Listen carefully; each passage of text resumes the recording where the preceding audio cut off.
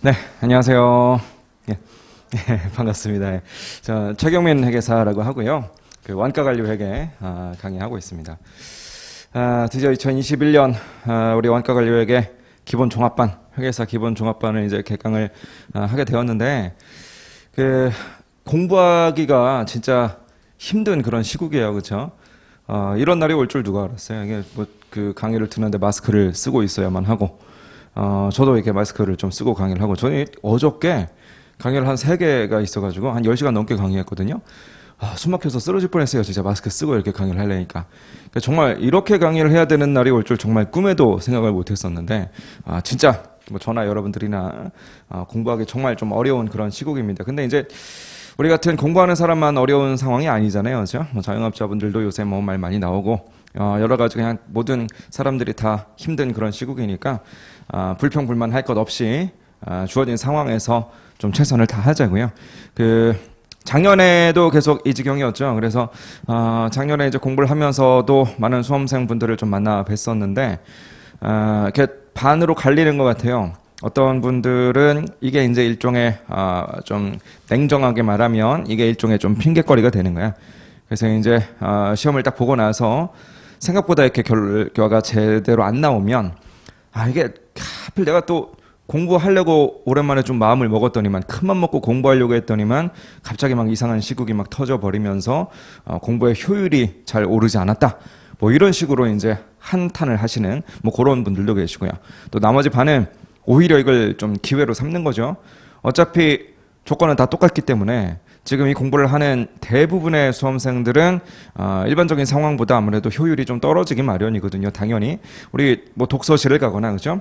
뭐 스터디 카페 가거나 이런 것도 뭐 사실은 중간중간에 중단이 많이 되는 상황이었고, 심지어 실전 시험장에서도 이거 마스크를 쓰고 지금 시험을 봐야 되는 그런 상황이다 보니까 이게 실력 발휘를 다들 제대로 못할 수밖에 없다고요. 근데 그런 와중에 어떻게든 내가 조금이라도 더 정신 차리고 남들보다 한 발짝이라도 더 나가서, 오히려 내가 이걸 기회 삼아서, 오히려 이건 내가 합격할 수 있는 어떤 토대가 되었다, 좀 뭐 이기적인 생각일 수도 있지만 어쨌든 그런 식으로 나가시는 그런 분들도 분명히 절반은 보였어요. 어느 쪽에 여러분들이 서야 되는지는 뭐 너무 뻔한 얘기잖아요, 그죠? 너무 뻔한 얘기니까 정말 우리 시작하는 김에 조금 다시 한번 이렇게 좀 마음을 좀 다지시고, 앞으로 이제 매일매일 이렇게 학원 나오시고 그러시면서 막 마스크 쓰고 강의를 들으시고, 뭔가 이렇게 쉽지 않은 여정이 될 거예요. 분명히 쉽지 않은 여정이 될 거지만, 다시 한번 좀 동기부여하시고 내가 왜 이 시험을 처음 선택을 했었는가, 이런 생각을 좀 마음속에 계속 새기시면서 힘들더라도 좀 잘 이겨내면서 우리 좀 화이팅 합시다. 자, 저는 그 원가관리회계라는 과목을 좀 여러분들한테 강의를 해드릴 건데,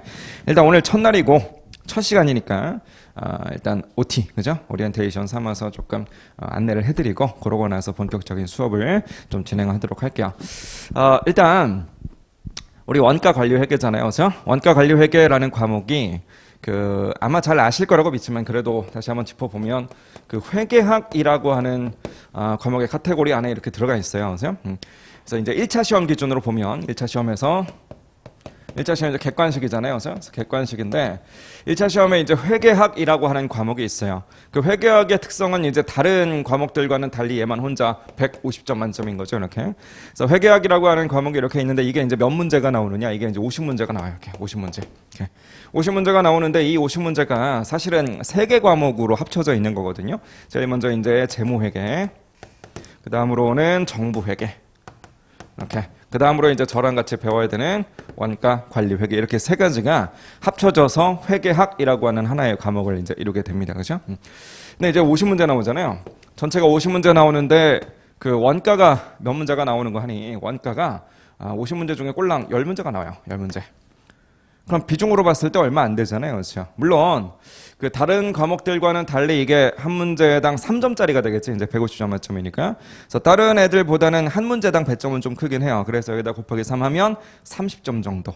즉 1차 시험 기준으로 놓고 보면요, 원가는 진짜 냉정하게 말했을 때 다 맞아봤자 30점이에요. 무슨 말인지 아시겠죠? 그러니까 비중은 솔직히 말해서 적다는 거지.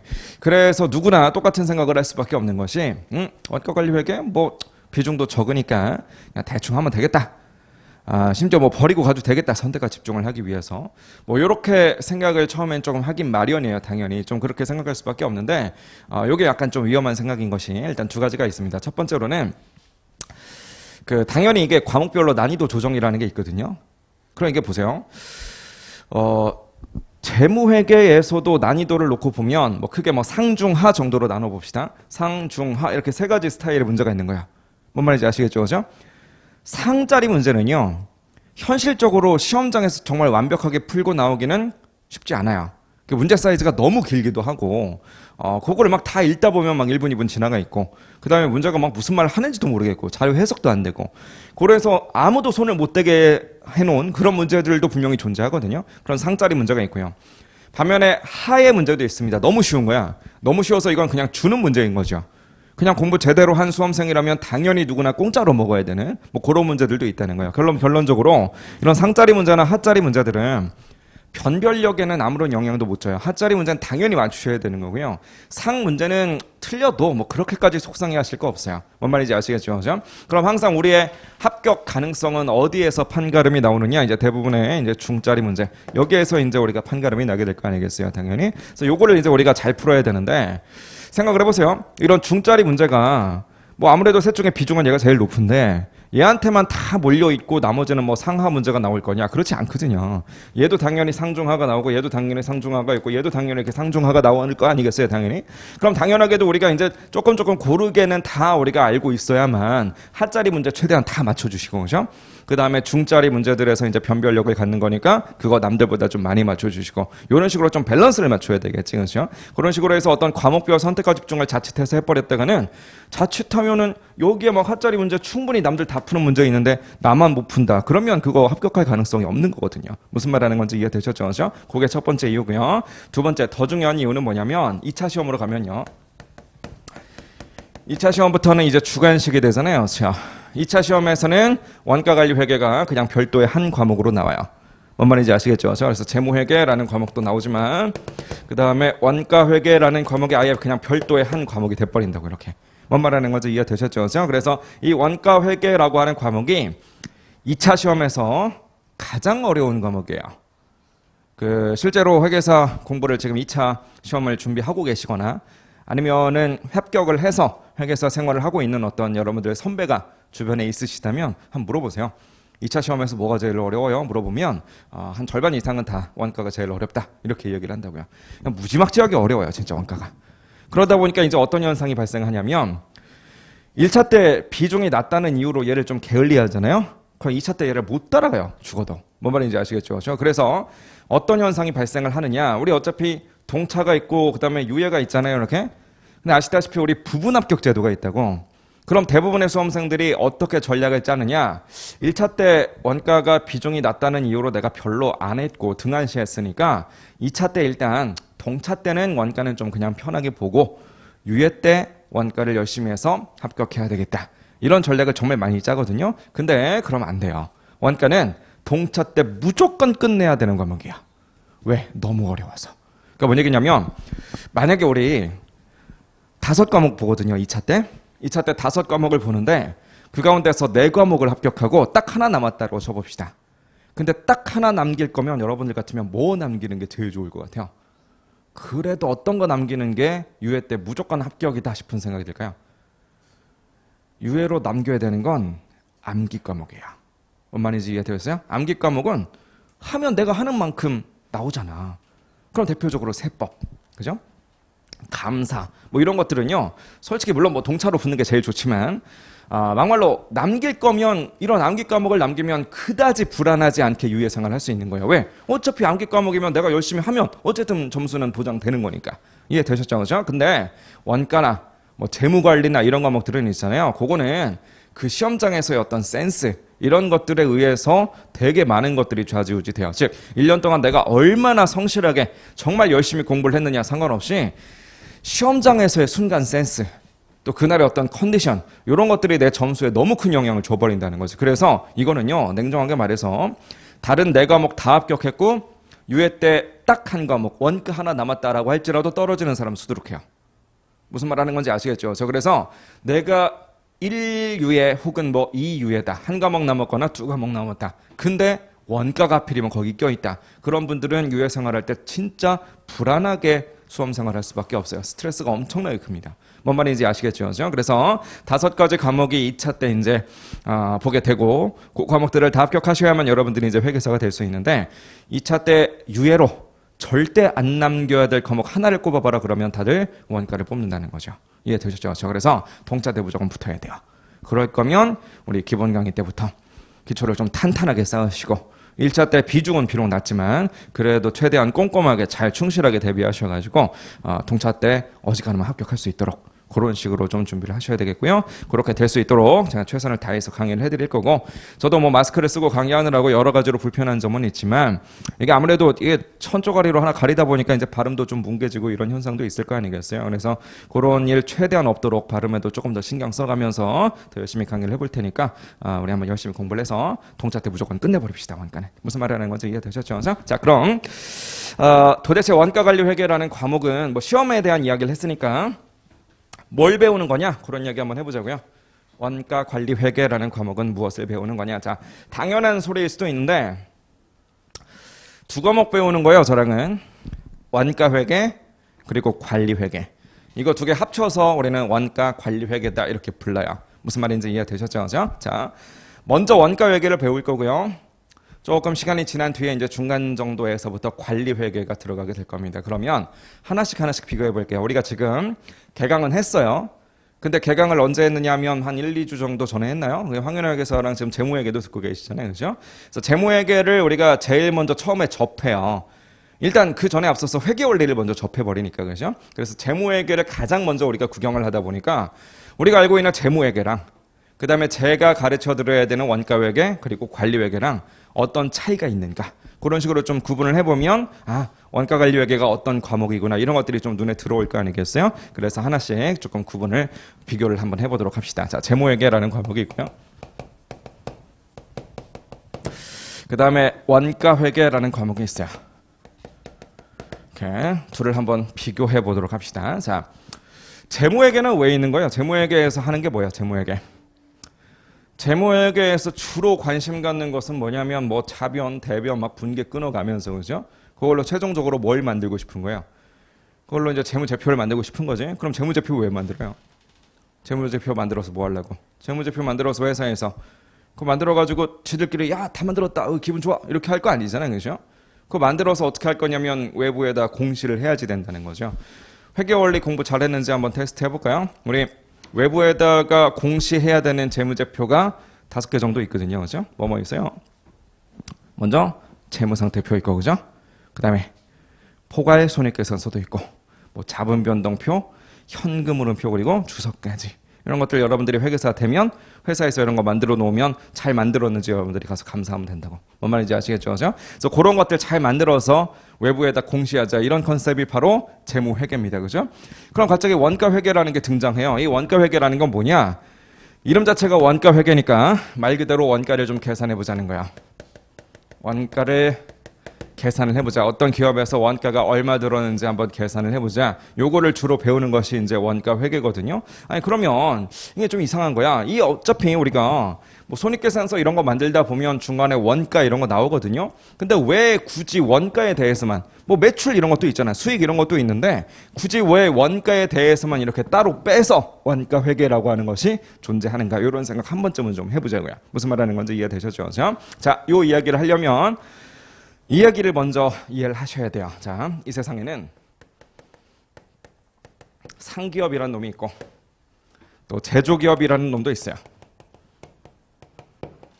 상기업과 제조기업. 우리 느낌이 오시는지 구별 한번 해보도록 합시다. 자, 삼성전자는 상기업인가요? 제조기업인가요? 삼성전자는 당연히 제조기업이겠지. 뭐 당연한 얘기잖아요. 그죠? 현대자동차는요? 현대자동차 당연히 제조기업이겠지 뭐 그죠? 롯데백화점 걔는 뭐 상기업이겠다 그죠? 홈플러스 걔도 뭐 당연히 상기업일 것 같다 그죠? 구분하는 거 어렵지 않아요. 어렵지 않은데 이게 지금 왜 어렵지 않냐면요. 제가 지금 예시로 들어놓은 이 기업들이 너무 다 유명한 기업들이네 그죠? 그냥 이름 들으면 다 아는 뭐 그런 기업들이라는 거죠. 그래서 제가 듣도 보도 못한 기업 하나 한번 해볼게요. 주식회사 최경민이라는 뭐 이상한 회사가 하나 있어. 걔는 상기업이겠어요? 아니면 제조기업이겠어요? 어떤 기업일까요? 얘는 뭐 사실 알 수가 없잖아요. 뭐 하는 기업인지. 그렇죠? 자, 그럼 이 이상한 회사가 도대체 둘 중에 어떤 기업에 해당되는지를 한번 조사해 보세요라고 여러분들한테 미션을 드린다면 여러분들은 그 회사 가서 딱 하나만 보면 돼요. 이거 있는가 없는가 이것만 보면 돼요. 그 뭐가 있는지 없는지 이것만 보면 되겠어요? 뭐만 보면 될 것 같아요? 제조기업과 상기업을 구분해주는 딱 하나의 힌트를 드리자면 건물이 있어요. 그 건물 뭐겠어요? 당연히 공장이겠지. 공장. 그렇죠? 공장이 있으면 제조기업이고요. 공장 없으면 상기업입니다. 그죠? 자, 그러면 상기업은 공장이 없어요. 그럼 뭘 팔 거냐? 그냥 남이 만든 물건을 지가 사갖고 와. 그런 다음에 거기다 마진을 붙여서 다시 최종 소비자들한테 파는 거야. 하지만 제조기업은 지가 직접 만들어요. 공장이 있으니까. 직접 만들어서 그놈에다가 마진 붙여서 외부에다가 팔아먹는 거죠. 느낌 오시죠? 그렇죠? 자, 그래서 어떤 기업이 판매를 하기 위해서 보유하고 있는 자산을 우리는 재고자산이다라고 부르는데 이제 앞으로는 좀 구분을 합시다. 상기업에서 어떤 재고자산을 보유하고 있다. 팔아먹으려고 한다. 그럼 걔네들은 상품이다. 뭐 이런 식으로 부르는 것이고 그렇죠? 제조기업에서는 지들이 만들어서 팔아먹으려고 재고자산을 보유하고 있는 거니까 걔네들은 뭐라고 할 것이냐? 제품이다. 뭐 이런 식으로 이제 불러주자는 거죠. 우리가 일상생활에서는 상품, 제품 뭐 이런 말들을 굳이 칼같이 구분해가면서 쓰진 않아요. 그죠? 그냥 뭐 섞어서 쓰겠지 그때 그죠? 하지만 우리는 이제 회계를 좀 배우는 사람이니까 상품과 제품은 좀 엄연히 구분을 해서 좀 기억을 하도록 합시다. 무슨 말하는 건지 이해되셨죠? 자, 그럼 퀴즈. 한 1, 2주 동안 재무회계 공부 열심히 하셨어요. 회계 원리도 들으셨고 그 다음에 중급 회계도 지금 듣고 계시고 그죠? 지금 그래도 좀 진도 나간 게 재무회계니까 재무회계 얘기 좀 해볼게요. 여러분들이 지금 열심히 공부하고 계시는 재무회계에서는 어느 기업에 관심을 갖고 있겠어요? 상기업인가요? 아니면 제조기업인가요? 이건 뭐 재무회계 시간에 배우셨을 것 같긴 한데 둘 중에 주로 관심이 있는 기업은 어디예요? 주로 얘한테 관심이 있다고. 이게 좀 이상한 거예요. 홈플러스고요. 삼성전자거든요. 그럼 누가 더 크고 누가 더 중요해요? 뭐 중요하다라는 말은 좀 뭐하긴 하지만 규모상으로 봤을 때 누가 더 커요? 뭐 잽도 안 되지. 홈플러스고 삼성전자인데 얘가 훨씬 크잖아요. 그렇죠? 그럼 당연히 요놈에 대한 걸 가르쳐 줘야 될 것 같은데 이상하게 재무회계에서는 주로 요놈 가지고 이렇게 포커스를 많이 맞추거든요. 그럼 도대체 왜 얘가 아니고 얘냐? 요 얘기를 한번 해보도록 합시다. 자, 우리 사실 이 두 가지 형태의 기업은요. 회계적으로는 차이가 거의 없어요. 회계적으로는 똑같습니다. 근데 딱 하나만 차이 나요. 누구만 차이가 나느냐? 자, 재무상태표를 만들어 볼게요. BS라고 씁시다. 손익계산서를 만들어 볼게요. IS라고 이렇게 써보도록 할게요. 이렇게. 자, BS 이제 우리가 재무상태표라고 부를 건데 이 재무상태표 제일 먼저 등장하는 건 현금 및 현금성 자산, 그렇죠? 그 다음에 뭐 매출 채권 이런 거 나오다가 재고자산, 유형, 무형자산, 뭐 부채, 자본 이렇게 나갈 거 아니겠어요? 그 중에서도 다른 것들은 별로 관심 없고요. 재고자산 이야기 좀 할게요. 마찬가지 손익계산서도 매출액에서부터 이것저것 쭉 나오다가 중간에 보면 뭐가 나올 거냐? 매출 원가라는 게 나오게 될 겁니다. 그렇죠? 그러고 나서 뭐 판관비 등등 뭐 여러 가지 것들이 쭉쭉 나오게 되겠네. 그죠? 자, 그러면 지금 제가 칠판에 적어 놓은 이 녀석 있죠? 요거 하나만 딱 차이가 나요. 즉 지금 이거 타이틀 적어 놓은 것들 말고 다른 점선으로 표시한 그 많은 것들이 있잖아요. 이 모든 것들은 상기업이든 제조기업이든 회계 처리 방식에 아무런 차이가 없어요. 즉 상기업에서 하는 거 제조기업에서도 그냥 똑같이 하면 된다는 거지. 이해 되셨죠? 그래서 재무회계에서 만약에 요 다른 것들에 해당되는 거 뭐 유형자산을 배웠다. 아니면 뭔가 뭐 수익을 배웠다라고 한다면 그 얘기는 그냥 그대로 어떤 기업이든 다 써먹으면 끝난다는 거죠. 근데 문제는 뭐냐? 딱 하나가 차이가 난다는 거지. 바로 얘네들. 자, 분명 두 개를 적어 놓고서 제가 하나라고 지금 표현하고 있거든요. 사실 얘랑 얘랑은 똑같은 놈이에요.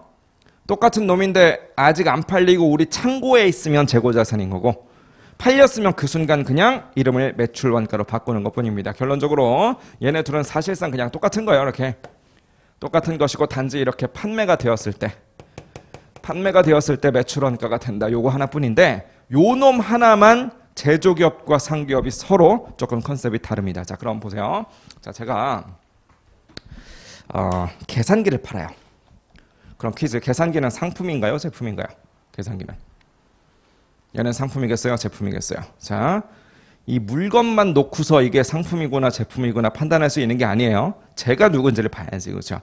제가 누구냐면 이게 카시오 계산기거든요. 제가 카시오야. 그럼 뭐겠어요? 제품이겠지, 그렇죠? 근데 제가 하이마트야. 그럼 뭐겠어요? 그럼 상품이겠지, 그렇죠? 그럼 하이마트의 입장하고요, 카시오의 입장에서 둘 중에 누가 이 계산기의 원가 계산하는 게 더 어렵겠어요? 누가 더 어렵겠어요? 당연히. 자, 하이마트 입장에서는 솔직히 별로 할 게 없어요. 뭐냐면 카시오한테 얘를 사왔을 뿐이잖아요, 그죠? 근데 얼마에 사왔냐면 100원에 사온 거야, 그죠? 근데 뭐 어쨌든 카시오면 수입이니까 수입하면서 뭐 여러 가지 관세라든가 뭐 수수료 이런 것들을 좀 냈어. 그거 10원 나갔대. 그럼 그냥 110원짜리인 거지 뭐. 그냥 끝난 거라고요. 뭔 말인지 이해되셨죠? 그렇죠? 그래서 재무회계에서 어떤 자산을 취득했다면 취득하기 위해서 쓴 거에다가 플러스로 취득 부대 비용을 가산하시오. 그냥 요 정도 얘기가 적혀 있다고요. 재무회계 책에. 뭔 말인지 아시겠죠? 그렇죠? 그리고 재무회계 책에 적혀 있다는 얘기는 결국 회계 기준에 적혀 있다라는 말과 똑같죠. 왜? 재무회계는 애시당초 재무제표 만들어서 외부에다 공시합시다 이런 컨셉이니까 외부에다 공시하려면 각 회사들마다 공통의 룰을 적용해야만 외부에다 공시했을 때 혼동이 안 일어날 거 아니겠어요? 그래서 룰을 만들어 놓은 것이 바로 회계 기준인 거지. 무슨 말인지 아시겠죠? 그래서 회계 기준에다가 적어놨습니다. 어떤 상기업에서 재고자산을 취득을 했다면 그 취득 원가는 취득을 하기 위해서 투입된 금액에다가 플러스하기를 취득 부대 비용도 가산해라. 이렇게 한 줄 적혀 있다고요. 무슨 말인지 이해되셨죠? 그렇죠? 근데 이제 하이마트 입장은 그런데 이제 카시오 입장은 조금 다른 거예요. 카시오 입장에서는 요 계산기를 지가 만들었을 거 아니에요. 그렇죠? 그럼 원가를 어떻게 계산할 거냐? 이제는 좀 복잡한 얘기가 되는 거지. 왜? 이거 만드느라고 별의 것들을 다 썼거든요. 요 안에 뭐 칩도 들어있을 거고 액정도 있고 이런 버튼, 뭐 프레임 이런 것들도 들어가고요. 이거 만든 사람들한테 인건비도 줬을 거고, 그죠? 그 다음에 이거 뭐 만드느라고 뭐 전기세, 수도세도 다 썼을 것이고, 뭐 보험도 들어가면서 뭔가 제조를 했을 것이고, 뭐 공장 들여놓느라고 뭐 임차료도 냈을 것이고, 별의별 오만 것들이 다 들어가다 보니까 그런 것들을 다 반영했을 때 계산기의 원가가 얼마다 이걸 계산한다는 게 쉽지가 않아요. 되게 복잡하다는 거지. 그래서 회계 기준 만드는 사람들이요 연구를 했어요. 어떻게 해야 계산기의 원가를 카시오의 입장에서 달아줄 수 있을까? 제조기업에서 제품의 원가를 계산하는 방법, 요거를 회계 기준에다 열심히 한번 만들어 봤습니다. 근데 훨씬 길겠지 아무래도, 그죠? 훨씬 길게 어쨌든 만들었어. 근데 만들고 보니까 웬걸 이 세상에 제품이 계산기만 있는 게 아니었어요.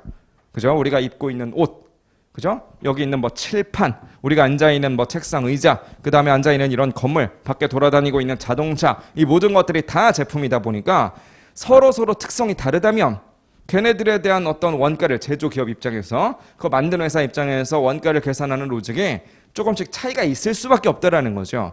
그 모든 걸 회계 기준에다가 다 집어넣는다라고 했더니 회계 기준이 막 수천 페이지가 돼버리는 거야. 페이지 수가 막 수천 페이지가 된다고요. 어쨌든 수백 페이지가 됐든 수천 페이지가 됐든 그걸 다 규명했다라고 가정해 봅시다.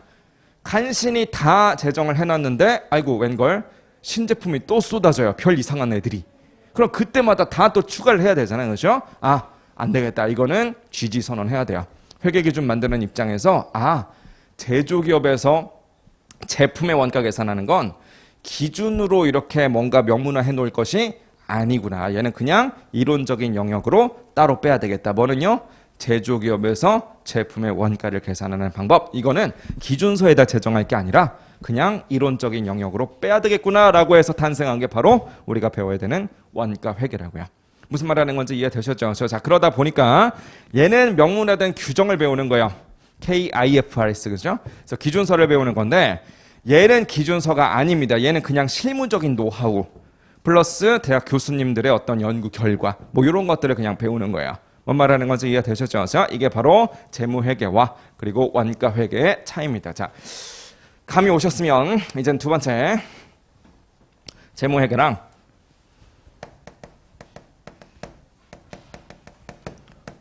그 다음에 관리회계 두 과목을 한번 비교를 해보도록 합시다. 자, 재무회계는요 아까 전에 설명드렸다시피 외부에다가 보고하는 거, 그죠? 외부 보고하는 게 목적이다 이렇게 말씀을 드렸어요. 외부에다가 보고하자. 그럼 관리회계는요. 얘는 이름 자체가 벌써 관리잖아요. 그렇죠? 관리니까 약간 외부 지향적이라기보다는 내부 지향적인 그런 의미를 좀 갖고 있는 거죠. 그래서 얘는 말 그대로 그냥 내부적으로 말 그대로 그냥 관리를 하자 뭐 이런 컨셉인데 지금 뭐 오리엔테이션에 불과하지만 그래도 첫 시간 들었으니까 첫 시간에 뭐 배웠니라고 한다면 요 말은 좀 기억하셨으면 좋겠어요. 자, 내부 관리라고 하면 앞으로는 우리가 좀 두 가지를 떠올리셔야 됩니다. 내부 관리, 우리 관리회계 들어가면 크게 두 가지를 배우게 되는데요. 첫 번째로는 의사결정이라는 걸 배워요. 의사결정. 두 번째로는 뭘 배우게 되느냐? 두 번째로는 성과, 평가라는 것도 배우게 될 겁니다. 그래서 관리회계에서 배우는 게 뭡니까? 라고 누군가 만약에 물어본다면 이 두 가지를 자신 있게 얘기하시면 돼요. 관리회계 시간에는요. 의사결정 그리고 성과평가 이렇게 두 가지를 배웁니다. 그래서 관리회계 때는 이 두 가지에 포커스를 맞출 건데 둘 다 누가 하는 일이에요? 둘 다 이걸 뭐 그냥 일개 직원이 의사결정하고 일개 직원이 성과평가를 막 지가 하고 이러는 거 아니잖아요. 그렇죠? 둘 다 누가 할 일이냐면 사장님이 하는 일이죠. 둘 다 이제 경영자 몫이라고 경영자. 그래서 얘네들은 외부에다 보고하는 거니까 외부에 있는 정보 이용자, 대표적으로 주주, 뭐 채권자 이런 사람들을 위한 그런 회계다라고 보시면 되겠고요. 얘는 내부적으로 관리하는 거니까 이거의 주체 경영자겠지. 그래서 경영자를 위한 회계다. 뭐 이런 식으로 감을 좀 잡아주시면 되겠어요. 무슨 말인지 아시겠죠? 자, 그러면 이 둘이 근본적으로 이렇게 차이가 있다 보니까 우리는 수험생이잖아요. 수험생 입장의 이야기를 좀 들어봅시다. 수험생의 입장에서 우리는 어쨌든 시험 봐서 합격을 해야 되는 사람들이거든요. 그럼 시험 봐야 되는 사람들의 입장에서 한번 봤을 때 두 과목은 공부하는 방식에도 조금 차이가 있어야 되고요.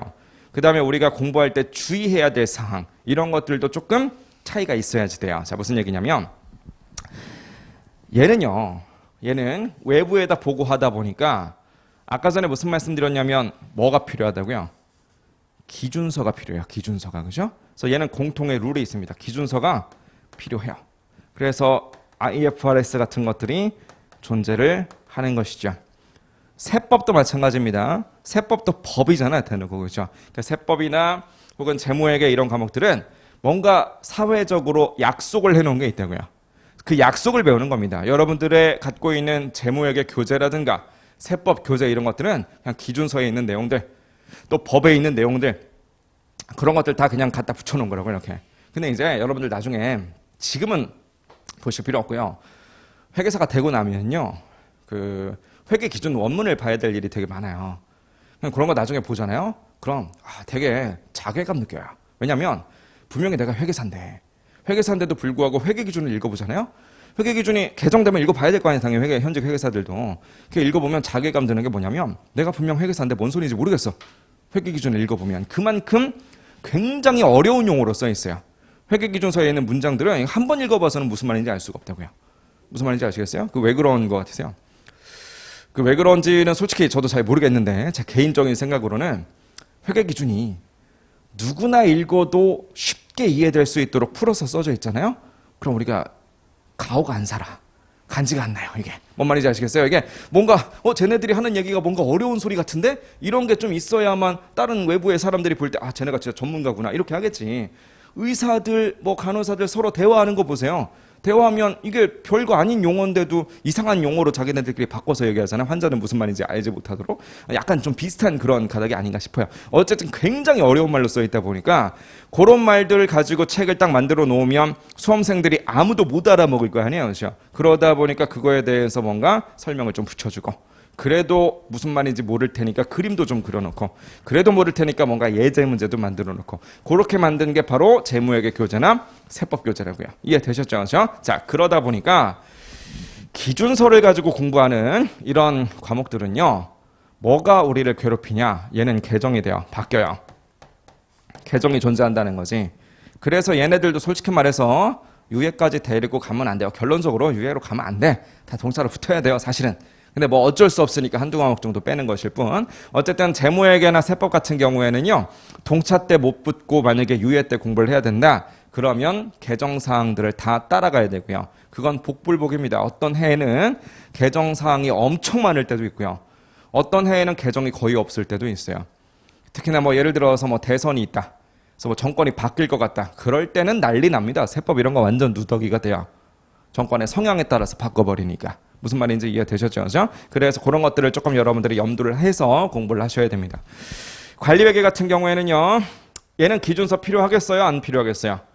이건 내부적으로 관리하는 거니까 외부 보고야. 뭐 삼성에서 하는 거, 현대에서 하는 거 이게 서로 다르면 아무래도 정보 이용자들이 혼선이 빚어질 테니까 그래서 공통의 룰을 맞춰놨다면 내부 관리는요. 기준이 필요 없을 거 아니야. 그냥 삼성은 삼성 스타일대로, 현대는 그냥 지들 마음대로. 그냥 어쨌든 간에 자기네들 스타일대로 하면 되는 것이지 삼성, 현대, 뭐 LG 이런 애들을 다 공통으로 묶어놓을 필요는 없으니까 기준이 존재할 거냐라고 한다면 기준 그딴 거 없어요. 그럼 뭐도 없다는 거예요. 개정도 없다는 거지. 뭔 말인지 아시겠죠? 그래서 재무회계나 세법교재는 여러분들 보시고 있는 교재랑 제가 옛날에 회계사 공부할 때 봤던 교재랑 완전히 다른 책이 돼 있거든요. 너무 많이 바뀌어서. 그런데 원가회계라든지 혹은 뭐 재무관리라든지 이런 과목들은요. 솔직히 제가 수험생 때 봤던 교재로 공부하셔도 솔직히 가능은 해요. 최신 기출문제 트렌드가 업데이트가 안 돼 있어서 그렇지 이론만 놓고 본다면 충분히 가능할 정도로 똑같은 교재라고. 그래서 개정은 없어요. 그래서 우리가 개정 때문에 괴로움을 당할 뭐 그런 일은 없습니다. 최소한. 근데 이제 문제는 뭐냐면 기준이 아니다 보니까 얘는 그냥 이론 체계다 이렇게 말씀을 드렸잖아요. 그냥 이론적인 체계가 잡혀 있는 거예요. 그럼 이론적인 체계가 어떻게 잡혀 있느냐? 실무적인 노하우가 들어가 있기도 하고 또 대학 교수님들의 연구 이런 것들이 다 들어가 있기도 한데 이게 솔직히 보세요. 실무적인 노하우 들어있는 게 대한민국 기업에서 만들어낸 실무적인 노하우다. 참 좋겠지만 애석하게도 그런 건 거의 없어요. 또 한국 교수님들이 만들어낸 어떤 실무적인 노하우다. 한국 교수님들이 만들어낸 어떤 이론 체계다. 그런 게 들어가 있으면 참 좋겠지만 별로 없다는 거죠. 그럼 대부분 다 외국에 있는 기업들, 뭐 미국이나 일본, 혹은 뭐 교수님들의 이론은 거의 다 이제 미국 이론들이거든요. 그래서 그런 것들이 녹아져서 우리 시험에도 나오는 그런 개념이다 보니까 문제가 뭐냐면 그 용어가 좀 뒤죽박죽이에요. 뭔 얘기냐면 기준서가 아니라 이론 체계이다 보니까 얘네들은 그 용어 관련해서 통일이 솔직히 잘 안 돼 있어요. 그러니까 뭔 얘기냐면 재무회계나 세법은요. 여러분들이 학원에서 배우는 교재에 있었던 단어 있죠. 그 단어를 시험장에서도 보게 될 거예요. 왜? 그게 기준서에 나오는 용어니까. 그 단어로 안 나오면 시험을 잘못 냈던지 아니면 책을 잘못 냈던지 뭔가 둘 중에 하나가 되는 거라고. 기준서랑 무조건 똑같이 나와야 돼요. 하지만 원가회계나 관리회계 같은 경우에 기준서가 존재하는 것은 아니라며 그냥 대학 교수님들이 만들어 놓은 이론을 그냥 번역해다가 쓰는 거다 보니까 이게 미국에서 원어는 똑같은데 번역하는 사람 나름인 거죠 이게. 그러다 보니까 비슷한 말인 것 같은데 단어는 다르게 쓰는 경우가 허다해요. 그래서 우리 교재에 있는 용어, 제가 강의할 때 쓰는 용어 그게 시험장에서 그대로 나온다라고 생각하시면 곤란해요. 그래서 원가관리회계 공부할 때는 용어에 대해서 약간 좀 열린 마인드를 좀 가져주셔야 돼요. 무슨 말하는 건지 이해되셨죠? 그렇다라고 해서 어차피 같은 단어에서 출발한 같은 개념인데 얼토당토 없게 다르게 번역하진 않을 거 아니야. 그렇죠? 그래서 막 이게 용어가 무슨 말인지 감을 못 잡겠다 이런 정도는 아니니까 이거에 대해서 너무 크게 스트레스 받으실 필요는 없는데 만약에 시험장에서 여러분들이 생전 처음 보는 표현을 봤다 그러면 이런 건 내가 강의 시간에 배운 적이 없는 건데 이런 생각을 하기 전에 내가 알고 있는 것을 뭔가 다르게 표현한 건가? 이렇게 생각을 한번 더 하셔야 돼요. 무슨 말하는 건지 이해되셨죠? 그게 첫 번째고요. 자, 공부할 때 주의사항이 있습니다. 재무회계나 세법 같은 과목은요. 기준서나 법을 배우는 거다 보니까 뭐가 중요할 거냐? 교재에 나와 있는 텍스트들이죠. 그죠? 그게 중요해요. 왜? 그게 기준서 말이니까 때로는 그 문장 자체를 외워야 될 때도 있고요. 만약에 앞에서 강사들이 뭐 요 문장 몇 페이지 몇째 줄이 되게 중요한 말이니까 밑줄 그어주세요. 그럼 그거 잘 밑줄 그어주시고 때로는 뭐 표시도 좀 해두시고 그 말을 잘 기억하셔야 된다고요. 왜냐하면 그게 사회적인 약속이니까. 그럼 그거를 우리가 기억을 해놨다가 그 약속 체계를 바탕으로 해서 문제를 그대로 풀어야 된다는 거지. 재무회계나 세법은 그래요. 근데 원가회계나 관리회계 같은 경우에는요. 교재에 나와 있는 텍스트 물론 중요합니다. 하지만 저는 강의를 하면서 몇 페이지 몇 번째 줄에 있는 텍스트에 밑줄 그읍시다. 이거 외우세요. 이런 말은 거의 안 할 겁니다. 왜냐? 그게 중요한 게 아니거든요. 뭔 말인지 이해되셨어요? 뭐가 더 중요하냐? 오히려 예제 문제나 뭐 기출 문제 이런 것들 같이 풀 거 아니겠어요? 그거를 풀 줄 알면 그냥 그 텍스트는 이미 여러분들이 이해하고 있다라고 봐도 무방해요. 그러니까 텍스트로 약속을 해놓은 것이 아니라 그냥 문제 푸는 원리를 깨달으면 그게 바로 우리가 어떤 이론 체계를 배우는 거나 마찬가지이기 때문에 저는 무게중심을 더 어디다 둘 거냐면 문제풀이 여기다가 더 무게중심을 둘 거야. 그렇게 하고 나서 같이 텍스트를 보면서 보세요. 우리가 지금 문제를 풀 때 이런 원리에 의해서 풀었던 거 기억나시죠? 그거를 표현하자면 이렇게 써 있으니까 말 문제로 혹시나 이렇게 나오면 이런 표현들 주의합시다. 뭐 이런 정도로. 그러니까 주객이 좀 바뀌는 거지. 재무회계나 세법은 텍스트 위주로 갔다가 그걸 토대로 해서 문제를 푼다면 원가관리회계 같은 경우에는 일단 문제를 더 주안점을 두고요. 그 풀이가 이해가 됐다면 그러고 나서 텍스트를 읽어보면 아 내가 이런 짓을 했구나 이런 식으로 역으로 간다고요. 이게 훨씬 더 효율적이고 효과적인 그런 방법입니다. 무슨 말인지 이해되셨죠? 자 그래서 강의는 원가관리회계에 관련된 소개는 이렇게 마무리하고요. 강의 진행에 대해서 좀 말씀을 드리자면 뭐 좀 당연한 소리일 수도 있는데 앞으로 이제 원가관리회계 수업 들으러 오실 때는 뭐 교재 갖고 오세요. 뭐 무슨 뭐 필기구 갖고 오세요. 이런 얘기 뭐 우리 초등학생도 아니고 그런 얘기 안 해도 되잖아요. 그렇죠? 근데 한 가지 추가로 더 갖고 오셨으면 좋겠는 것이 바로 계산기죠. 계산기는 무조건 있어야 돼요. 자, 여러분들이 쓰는 계산기는 아마 이후에 후속 모델들이기 때문에 조금 다른 버전인 걸로 알고 있는데 제가 옛날에 공부할 때만 해도 다 이렇게 생겼었거든요. 그래서 웃기는 게 뭐냐면 제가 회계법인에서 있잖아요. 회계법인에서 이제 어떤 프로젝트 하나 들어가면 회계사 한 7, 8명이 한 회의실에서 거기서 한 몇 달 며칠을 그냥 맨날 밤새 가면서 같이 이렇게 프로젝트 할 거 아니겠어요. 그럼 보세요. 좁은 회의실에서 그 회계사들이 맨날 야근하면서 막 밤새 가면서 이렇게 작업을 하다 보니까 당연히 엉망진창이지. 별로 깨끗하지 않아요. 막 서류도 막 쌓여 있고, 그죠? 막 이렇게 뭐 이렇게 셔츠 막 밤새는 일도 허다하니까 막 셔츠도 이렇게 걸어놓고 이렇게 한다고 이렇게. 그러다 보면 책상 위에 계산기 같은 것들은 당연히 막 섞여요 이렇게. 근데 보면 계산기에 저도 이름도 안 써놨거든요. 이름도 안 써놨지만 단 한 번도 계산기가 남의 거랑 바뀐 사례는 본 적이 없어요. 제가 회계법인 다니면서. 그게 왜 그렇겠어요? 완전히 똑같은 기종이고 서로 이름도 안 써 있음에도 불구하고 하도 이 계산기를 수험생활 때 많이 두드리다 보니까 손을 살짝 얹어보잖아요. 그 내 거 아니면 좀 이상해 이게 느낌이. 그런 거 있잖아요. 우리 막 무슨 뭐 삼선 슬리퍼 이런 것들 보면 다 똑같이 생겼는데 내 거 아니고 남의 걸 신으면 약간 이게 느낌이 이상하잖아요. 이게 그죠? 똑같아요. 계산기도 내 거 아닌 계산기에 손을 딱 대는 순간 뭔가 좀 느낌이 이상해. 그런 느낌이 올 때까지 공부를 해야 돼요.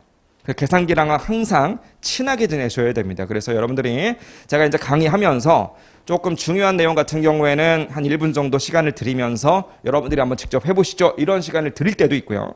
그런 시간을 못 드린다라고 할지라도 계산기는 항상 내 손 가까이에 있어야 된다. 이걸 좀 명심하셨으면 좋겠고요. 그 다음에 또 하나는요. 일단 계산기 지참하시라는 거. 또 하나는 뭐냐면 이거는 약간 옵셔널한 건데 이제 공부하는 취향이라는 게 있으니까 두 번째로는 이게 서브노트를 하나 만드는 건 어떨까라는 그런 생각이 좀 들어요. 저는 옛날에 공부할 때 별도로 이제 서브노트를 좀 정리를 했었거든요. 그래놓고 나니까 나중에 그 막판에 가서 뭔가 이 두꺼운 이게 1000페이지가 넘어요 우리 교재가. 막판에 가서 이거를 다시 한번 또 막 처음부터 끝까지 본다 이게 거의 불가능하잖아요. 그렇죠? 그래서 중요한 포인트들에 대해서만 노트로 좀 정리를 해놓고 나서 그거를 오며 가며 계속 봤더니 그걸로 실력이 좀 많이 늘었었어요. 그래서 서브노트를 좀 만드는 것도 저는 추천을 하고 싶습니다. 그러니까 원가관리회계 같은 경우에는 특히나 이제 문제풀이가 주가 돼야 된다 이렇게 말씀을 드렸는데 그 과목의 특성상 한 문제 푸는 데 있어서 이렇게 칠판에다가 좀 써야 되는 바닥이 좀 커요, 꽤나. 그러다 보니까 어떤 교재의 어떤 무슨 뭐 여백을 활용한다든지 그런 게 여의치 않을 때도 되게 많을 거예요. 그리고 우리가 직접 또 이게 필기를 해가면서 직접 또 이렇게 끄적여 가면서 계산도 같이 따라가 봐야 되고 그래서 그런 목적으로 뭔가 노트, 연습장 뭐 이런 것들은 조금 준비를 하시는 게 그래도 강의 들을 때 좋지 않나 이런 생각이 좀 듭니다. 무슨 말인지 아시겠죠? 그래서 이거 두 가지 좀 준비를 해주시고 또 하나는 우리가 이제 공통적인 목표는 시험 봐서 합격하는 게 우리 공통적인 목표잖아요. 그렇죠? 합격하는 방법 제가 하나 가르쳐 드릴게요. 합격의 비법. 어떻게 하면 합격할 수 있는가? 그 두 가지만 기억하세요. 뭐 당연한 소리인데 결석하면 안 돼요. 당연히 이제 출석 잘 하셔야 되고. 그죠? 출석 빼놓지 않고 정말 피치 못할 사정이 있어서 결석을 하고야 말았다 그러면 그날 올라오는 온라인 강의로 무조건 들으셔야 돼요. 그렇게 진도 따라가시는 거 이게 일단 제일 중요하고요. 두 번째로는 뭐냐면 아무리 출석을 열심히 하고 아무리 수업을 열심히 들었어도 내 것으로 만들지 못하면 끝이에요. 이게 되게 웃기는 게 뭔지 아세요? 앞에서 강사가 막 문제 풀고 막 떠드는 얘기를 듣고 있잖아요. 듣고 있으면 저희가 최대한 쉽게 이해시켜 드리는 목적으로 막 말씀을 드리는 거다 보니까 어지간한 내용들은 여러분들이 충분히 고개를 끄덕이실 거라고요. 그럼 고개를 끄덕이면 어떤 착각을 하게 되냐면 내 고개가 끄덕여지는 걸 보니 나는 지금 완전히 이해를 하고 있구나. 근데 이게 착각이라는 거죠. 수업 진행 중에 강의장에서 제 얘기에 여러분들이 고개를 끄덕이잖아요. 그럼 여러분들이 이해를 한 게 아니라 제가 이해한 거예요. 저 사람이 이해를 했네. 이거를 고개를 끄덕인 것뿐이라고. 그러니까 여러분들 것이 되려면 어떻게 해야 되느냐. 복습을 하시는데 어떻게 하시냐면 저랑 똑같이 여러분들도 썰을 풀 줄 알아야 돼요. 그러니까 뭔 얘기냐면 옆에 누군가 그 회계를 처음 공부하는 그런 어떤 뭐 동생이 있다라고 가정을 하시고 그 친구한테 오늘 배운 내용들을 여러분들이 납득될 만큼 이해시킬 수 있을 만큼 설명이 된다. 그럼 그때 비로소 여러분들도 이해를 한 거예요. 그걸 한번 해보셔야 돼요. 제가 수험생 때 많이 썼던 방법인데 이게 강의 들을 때는 알겠거든요. 근데 그거를 제가 만약에 시뮬레이션으로 그냥 옆에 누구 있다라고 치고 제가 그 내용을 막 설명하려고 하잖아요. 그럼 이상하게 중간에 꼭 막혀. 난 다 아는 줄 알았는데. 그럼 뭔가 설명하다가 중간에 막히는 부분이 있잖아요. 진짜 신기한 게 뭔지 알아요? 그 관련된 문제를 풀 때 설명할 때 막혔던 그 자리에서 문제 풀 때도 똑같이 또 막혀요. 뭔 말인지 이해되셨죠? 자, 그래서 설명이 여러분들도 똑같이 될 수 있을 때까지 그런 식으로 반복해서 복습을 좀 해주셔야 됩니다. 그래서 복습 잘하시는 거, 그리고 복습은 반복이 제일 중요해요. 그래서 남들이 10번 봤는데 나는 15번 봤다. 그럼 그 사람만 합격합니다. 무슨 말인지 아시겠죠? 그렇죠? 이 시험은요. 솔직한 이야기로 물론 어려워요. 한 문제 한 문제가 어려워서 깊이도 있어요. 그 원가관리 회계를 시험에서 다루는 대한민국의 모든 시험들 중에 가장 어렵습니다. 특히나 그 회계사 2차 시험 원가관리 회계 아까 어렵다고 그랬잖아요. 그렇죠? 2차 강의를 제가 하면요. 4시간 강의하면 어떨 때는 한 2문제 풀 때도 있어요. 너무 사이즈가 길다 보니까. 그만큼 어려워요. 근데 제가 냉정하게 얘기했을 때 그 실무가 한 100만 배는 더 어렵거든요. 그러니까 이론보다 실무가 오면 100만 배는 진짜로 100만 배의 과정이 아니에요. 실무가 훨씬 어렵다고. 그러다 보니까 이게 우리가 솔직히 엄청나게 이게 깊게 들어가는 거냐 실무만큼 그렇진 않아요. 근데 왜 이게 합격하기가 어렵냐면 너무 범위가 넓어요. 공부해야 될 양이 너무너무 많다는 거지. 무슨 말인지 아시겠죠? 그래서 그날 이렇게 강의를 듣고 있으면 다 알고 있는 것 같지만 복습을 하면서 그날 배웠던 모든 과목들을 한번 좀 정리하시고 또 시간이 지나면 예전에 배웠던 내용들 또 한번 또 끄잡아내서 다시 한번 리마인드 하시고 이런 작업을 하지 않는 한 나무밖에 못 봐요. 전체 숲도 좀 우리가 조망을 할 줄 아셔야 된다는 거지. 그런 식으로 될 수 있도록 복습을 좀 철저하게 해달라는 거. 그래서 무조건 반복이 생명입니다. 혹시 내가 그동안 그래도 학창시절에 공부를 되게 잘했기 때문에 나는 내 머리를 믿는다. 그러다 큰 코 다치는 사람들을 정말 많이 봤어요.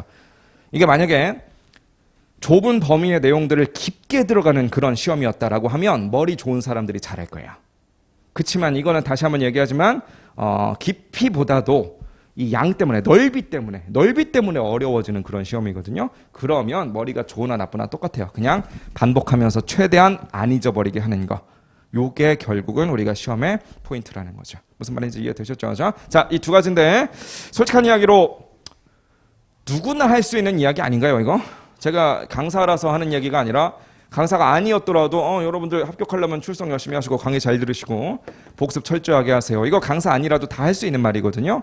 그런데 너무 뻔한 소리 같지만 사실은 이게 정답이에요. 저의 2021년 목표 중에 하나가 열심히 좀 살도 빼고 그래서 좀 예쁜 몸매를 만드는 거. 이게 저의 목표거든요. 근데 쉽지 않다는 걸 저도 알아요. 왜? 이미 한 달이 지났거든. 그래서 첫달 1월 달을 보내면서 뭐 헬스장 가고 이런 거는 요새 시국 때문에 좀 쉽지 않으니까 저희 그 집에 뒤에 이제 뒷산이 있어요. 산이 있어가지고 아침마다 거기를 이제 처음에 1월 1일부터 한 며칠 정도는 아침마다 거기 올라가가지고 맨날 뛰고 그랬어. 근데 이게 한 5일 지나니까 도저히 못 해먹겠더라고 이제 그때부터는. 그래서 이게 사실 우리가 뭔가 살을 빼고 다이어트를 하려면은 첫 번째 운동 열심히 한다. 뭐 헬스장에 가든 뭐 뒷산에 가든 열심히 그냥 하루도 빼먹지 않고 운동을 한다. 두 번째 아무리 힘들어도 운동 다 끝나고 났으면 집에 와서 뭔가 뭐 치킨 시켜 먹거나 뭐 술 먹거나 이러지 않는다. 뭐 이 두 가지만 우리가 잘 지켜준다면 다이어트는 잘 되거든요. 근데 제가 맨날 그걸 실패하는 이유는 뭐냐? 그게 쉽지 않아요. 매일매일 산에 올라간다는 게 너무 쉽지 않고 또 산에 올라갔다 오면 너무 피곤하거든요. 하루 종일 강의하고 집에 퇴근하고 나면 너무 배고프거든요. 그러다 보니까 밤에 뭐 자꾸 시켜 먹고 싶은 거야 이렇게. 그러다 보니까 이게 다 물거품이 돼버리는 거죠. 이게 시험도 마찬가지예요. 그냥 진짜 단순한 두 가지. 열심히 강의 들으시고 계속 꾸준히 복습하시고 요거 두 가지만 지켜주면 그냥 무조건 회계사 되는데 사실은 그게 어렵다는 거죠. 그래서 이제 상담 같은 거 받으러 오시는 여러 그 수험생 분들이 합격의 어떤 비법, 뭔가 얼마나 대단한 게 있는 것처럼 저한테 물어보시는데 그딴 거 없다. 그냥 가장 단순한 누구나 떠올릴 수 있는 두 가지만 열심히 지켜주자. 뭐 이런 말씀을 좀 드리도록 하겠습니다. 자, 강의를 진행할 때 오늘은 이제 첫날이니까 할 게 없는데 그 진도 나가면서요. 데일리로 일일 테스트를 좀 볼 거예요. 다른 과목도 아마 하는 걸로 알고 있어요. 그죠? 그래서 일일 테스트를 좀 볼 테니까 그거는 이렇게 진행할게요. 매일매일 보는 그런 시험들이 난이도가 너무 높을 수는 없어가지고 그 매일매일 보는 그런 테스트들은 난이도 자체는 우리 시험보다는 조금 한 단계 쉬운, 그래서 감을 유지하는 형식의 그런 형식의 시험으로 볼 건데 뭐 일주일에 한 번이라든지 혹은 뭐 2주에 한 번, 요 정도에는 실전 수준의 그런 테스트를 또 볼 겁니다. 그래서 그런 식으로 우리가 진행을 하면서 최대한 좀 감을 유지할 수 있도록 할 테니까 좀 그때그때 좀 잘 대비하시다 보면 진도가 다 끝나는 날 그래도 일일 테스트 덕분에 도움을 좀 많이 받았다. 뭐 이런 얘기가 좀 나오게 될 테니까 그거 매일매일 보는 시험이다 보니까 어떤 날은 좀 해이해질 수도 있거든요. 내가 뭐 이 안에서 내가 석차가 좀 낮으면 어때? 어차피 뭐 다음 챕터에서 잘하면 되지. 그게 착각이라고요. 그냥 하나하나의 모든 시험들을 좀 충실하게 실전이라고 생각하고 그렇게 하시면 어느 날 갑자기 실력이 쭉 올라가 있는 자신의 모습을 발견할 수 있을 겁니다. 그죠? 강의를 들으시고 궁금한 내용이 있으면, 그죠? 질문해야 될 내용이 있으면 제일 좋은 건 저랑 같이 얼굴 보면서 물어보시는 게 제일 좋겠지, 그죠? 그래서 쉬는 시간을 이용하시면 되는데 5층 강사실 와보셨나요? 나중에 심심할 때 한번 놀러 오세요. 5층에 보시면 강사실이 있습니다. 그럼 저뿐만 아니라 뭐 다른 과목 강사들도 거기에서 있으니까 와서 이것저것 질문도 하시고 상담도 받고 이렇게 하시면 되겠고요. 만약에 강의가 없는 날인데, 원가 강의가 없는 날인데 만약에 저한테 질문을 하셔야 되겠다 하시는 분들은 그 학원 사이트 있죠. 학원 홈페이지에서 1대1 상담 게시판 거기 딱 들어가면 어떤 카페로 들어가요. 카페가 어디냐면 네이버 카페인데 네이버에 이제 회계 동아리라고 하는 카페가 있거든요. 그 카페에 이제 가입하시면은 원가 회계뿐만 아니라 이제 다른 모든 과목들에 대해서 그 질문을 올릴 수 있는 그런 게시판이 좀 있으니까 거기다가 질문을 좀 해주시면 최대한 빠르게 답변을 좀 드리도록 할게요. 그죠? 그래서 첫날이고 해서 뭐 다 같이 식사도 하고 뭐 이렇게 맛있는 것도 먹고 얘기도 나누고 이렇게 하면 좋은데 시국인지라 우리 어디 식당을 갈 수가 없잖아요. 그죠? 그래서 그런 것들은 조금 상황이 좋아지기를 기대하면서 좀 뒤로 하고 나중에 뭐 개별적으로 좀 상담을 한다든지 아니면 조금 뭐 두세 사람씩 그룹을 묶어서 뭐 좀 커피라도 한 잔씩 한다든지 뭐 그런 식으로 하면서 또 이야기를 합시다. 그죠? 그래서 앞으로 우리 화이팅 하자고요. 조금 쉬었다 와가지고 본격적으로 진도를 좀 나가보도록 하겠습니다. 좀만 쉬었다 오시죠.